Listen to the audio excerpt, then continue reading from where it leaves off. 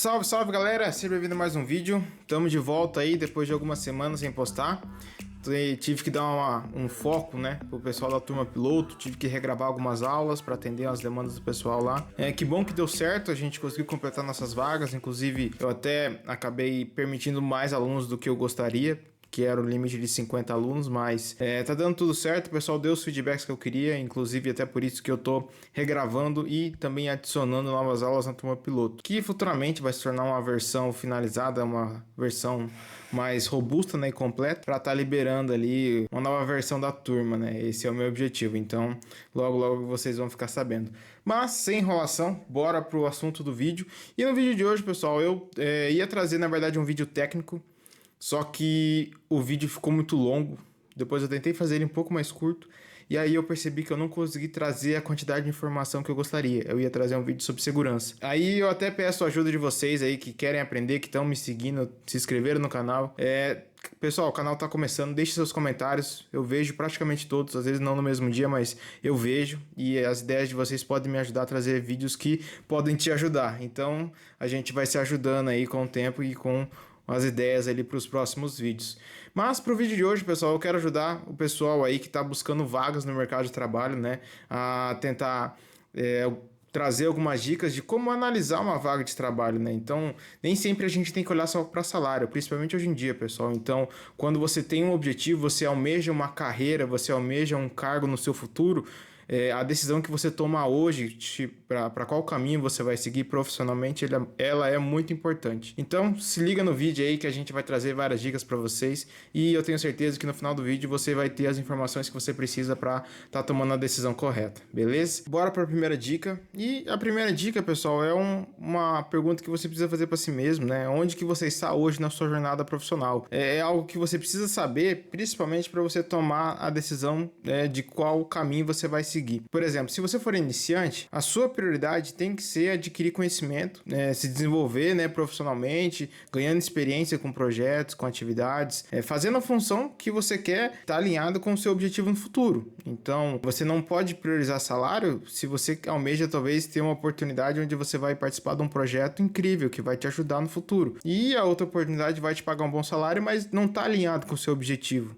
Então, aí é uma decisão pessoal, lógico, todos os pontos que eu vou falar aqui tem que ser avaliados caso a caso, mas eu digo aqui o meu ponto de vista. A questão, se você é iniciante, priorize adquirir conhecimento e experiência, porque isso tudo vai se tornar uma base para você quando você for tentar fazer uma transição para outra empresa ou até mesmo concorrer ali para uma vaga superior. Um segundo cenário pode ser a questão de transição de carreira. A questão de transição de carreira, pessoal, quando você está vindo de uma área para outra, você tem que buscar muitas vezes o mesmo cenário de priorizar conhecimento, porque se você não tem experiência prévia, você precisa adquirir essa experiência da mesma forma que um iniciante. Por mais que você tenha, eu tenho lá 3 anos de logística, mas eu quero trabalhar com tecnologia. São cenários totalmente diferentes. Então, você que está fazendo essa transição e não tem uma experiência prévia, o seu cenário é o mesmo de um iniciante. Já para pessoas que já estão há algum tempo consolidadas no mercado de trabalho, vocês podem ter 2 caminhos. Quais seriam eles, né? Vamos lá. Tem um cenário de pessoas que estão felizes onde estão acomodadas, e isso não é ruim, tá, pessoal? Cada pessoa tem a sua fase na vida, e talvez ela não queira novos desafios, talvez aumentar a carga de trabalho para almejar uma vaga mais alta na hierarquia da empresa, e quer realmente só conseguir ali conciliar suas coisas, fazer o seu serviço no dia a dia e seguir sua vida, né? Então, uma transição, essas pessoas podem estar buscando vagas que tenham benefícios melhores, por exemplo, o home office, que é um ponto que eu vejo que o pessoal procura bastante quando se trata de querer talvez uma flexibilidade, ter mais tempo com a família. Isso tudo são pontos positivos que para algumas pessoas fazem mais sentido naquele momento. Talvez algum benefício maior, questão de vale, localização da empresa também, se a empresa for mais próximo da sua casa ou de algum familiar, né? Aí é questão de cada um analisar se prefere benefícios, né, e comodidades, questão de flexibilidade ali, que a vaga que ela está buscando possa oferecer da vaga vaga que ela tem hoje. E um outro cenário, para essas pessoas que já têm uma base, é a questão realmente de querer avançar para um próximo nível, onde a pessoa quer novos desafios, ela quer mais responsabilidade, ela quer conhecimento, né? Ela quer adquirir todos esses pontos para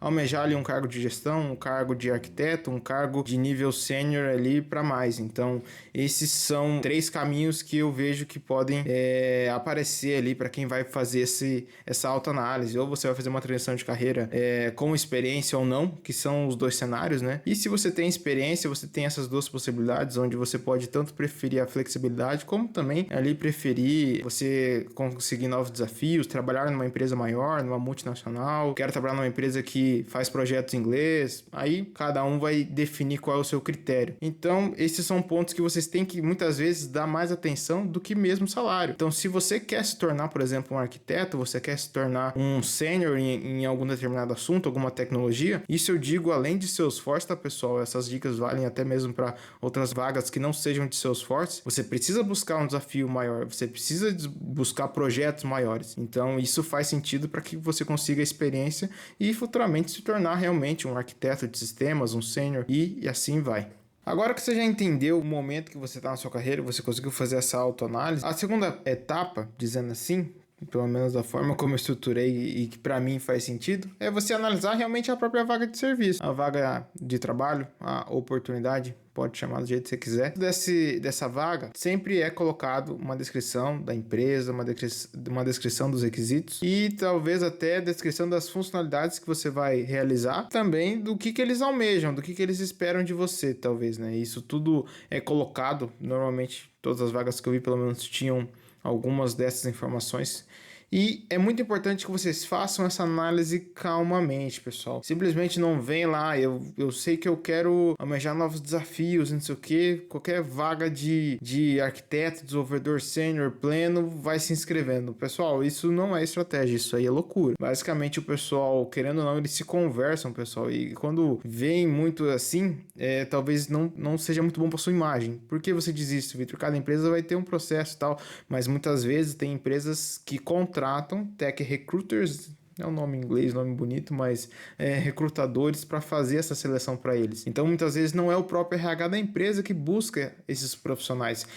Temos empresas que fazem essas buscas para essas outras empresas, entenderam? Então, às vezes, você vai se candidata para 3 oportunidades, aquela recrutadora já entende que você tem um certo nível de desespero, né? Você não está sendo muito criterioso no que você está querendo para o seu futuro. E isso, muitas vezes, pode ser levado como negativo. Então, não façam isso. Vocês precisam analisar tudo que está lá. Tanto questão de descrição da vaga, o que eles vão pedir para você fazer, isso eu acho muito importante, porque até mesmo em cenário de Salesforce eu vejo vagas onde dizem administrador ou analista e pedem conhecimento em desenvolvimento. Isso para mim não faz sentido nenhum, isso aí para mim tá completamente errado. Se eles precisam de alguém para fazer um desenvolvimento, eles contratam um desenvolvedor, não um administrador ou um analista. Isso na minha visão. Então, fiquem atentos a esses pontos, porque eles colocam exatamente o que eles esperam de você. Questão de a empresa, questão da cultura, quanto tempo a empresa está no mercado, onde que a empresa se localiza, todos esses pontos são importantes, pessoal, porque tudo isso vai, querendo ou não, apresentar para você uma imagem da empresa. E isso vai dizer muito se você quer trabalhar numa empresa mais tranquila, talvez uma empresa mais tradicional, uma empresa muito grande, uma empresa de médio porte, ou talvez até empresas pequenas. Tem pessoas que preferem, por normalmente empresas pequenas terem processos menos burocráticos, serem um pouco mais ágeis em determinados assuntos. São todos pontos que vocês precisam analisar. A empresa está começando, temos somente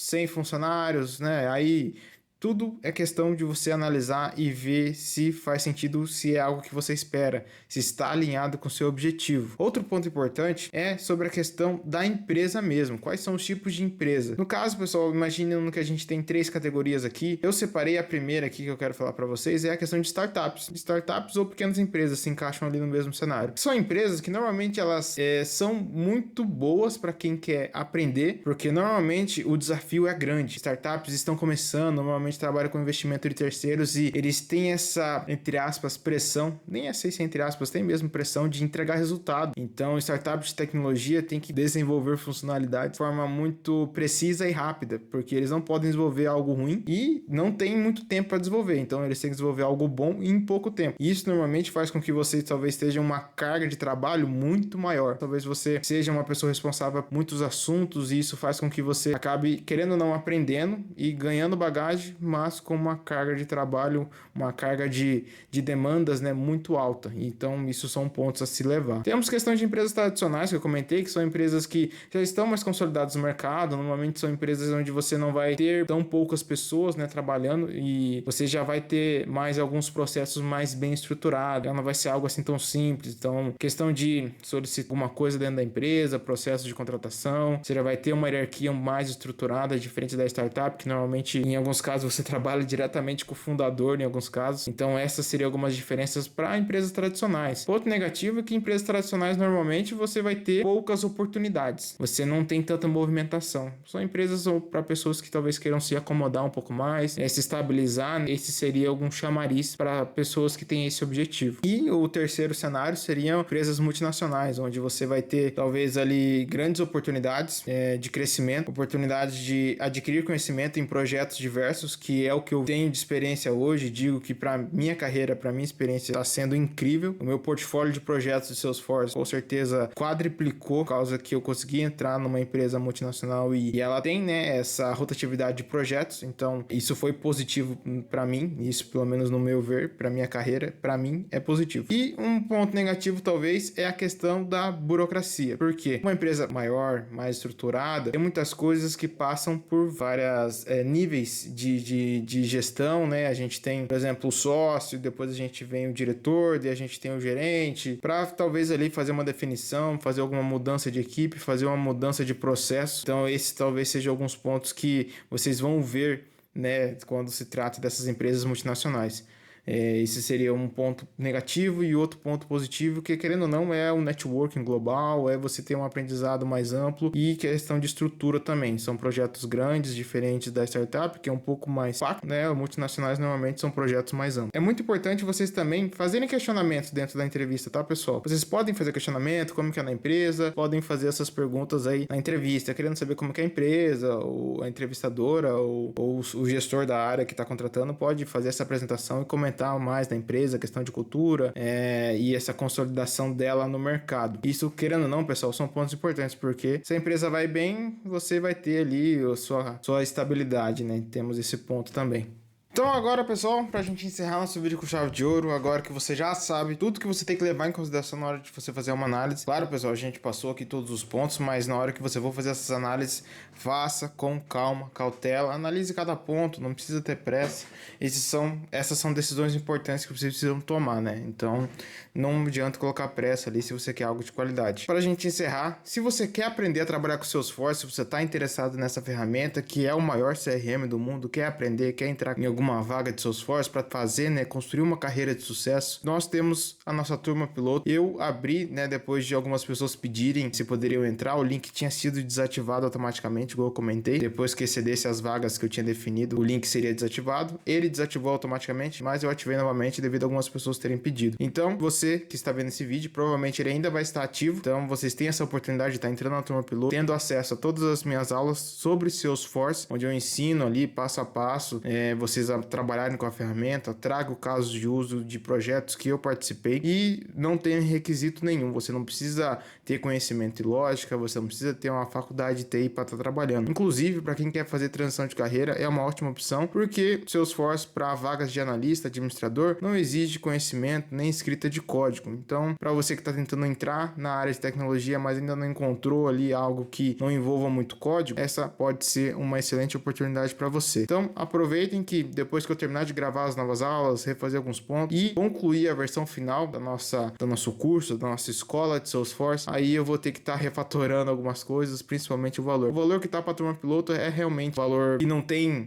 comparação com o conteúdo que é entregue. Se você comparar com outras aulas e outros cursos de Salesforce, eu tenho certeza que o valor chega a ser irônico, mas eu não vou falar o valor. Acesse o link ali na descrição do vídeo, javaforce/turma piloto, e vocês vão ver lá um vídeo introdutório explicando tudo e também a lista de aulas. Se você se interessar e o link estiver ativo, eu não perderia essa oportunidade. E para fechar com o último caso, pessoal, eu quero trazer uma opinião minha sobre essas questões de almejar uma vaga, de buscar novas oportunidades, e é um ponto de vista meu que eu consegui depois de alguns meses trabalhando. Eu consegui ali trocar uma ideia com o pessoal, tal, conheci alguns gerentes, e em uma conversa com o gerente ele levantou esse ponto que eu acho muito interessante. Almejar uma vaga que exige maior conhecimento, maior responsabilidade, mais experiência, mais soft skills, hard skills, aí N coisas, é realmente muito bom, é muito importante, mas você sempre tem que pensar, igual eu comentei, 2, 3 passos na frente. É uma dica que eu dou, que eu ainda tô aperfeiçoando, tá, pessoal? Então, sempre querendo ajudar vocês da mesma forma como eu